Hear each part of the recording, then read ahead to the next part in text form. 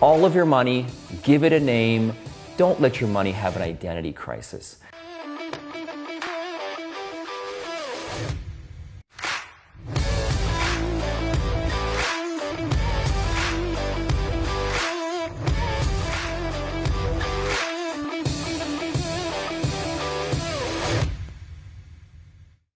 Derek here, back with another Financial Fundie. I was thinking this week that I wanted to talk about giving your money a name. I met with a client last week. We were talking about investing.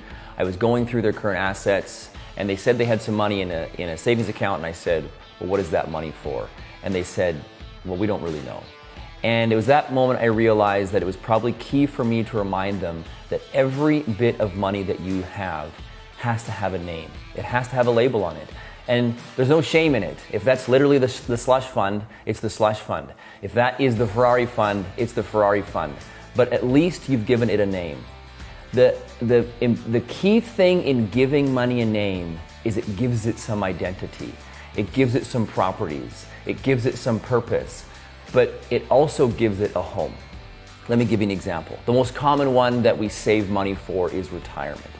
We stick those retirement funds in what? An RRSP, a registered retirement savings plan. And the reason we do that is because that is the right home for that money. The tax is deferred, and it is designed to give you a tax savings this year that you can either reinvest or you can spend. Maybe you can stick it into the Ferrari fund. But it is important to recognize that the reason it goes into an RRSP is because the RRSP is a home that has the attributes and the behaviors that let that money be what it's supposed to be and do what it's supposed to do. So same thing with an education fund. Maybe you have a plan to save for education. Well, that should go into an RESP, a registered education savings plan, because it has grants.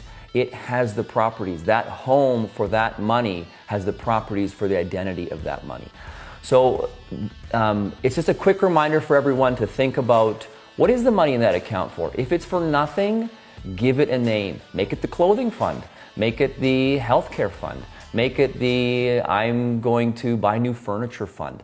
And just give it that name. One of the things you'll find out about giving money a name is that if you don't use it up, well, then you've budgeted the wrong amount for it. Or if you overuse it and you pull from another fund, again, you budgeted the wrong amount for it. So all of your money, give it a name. Don't let your money have an identity crisis. That for this week is your Financial Fundie.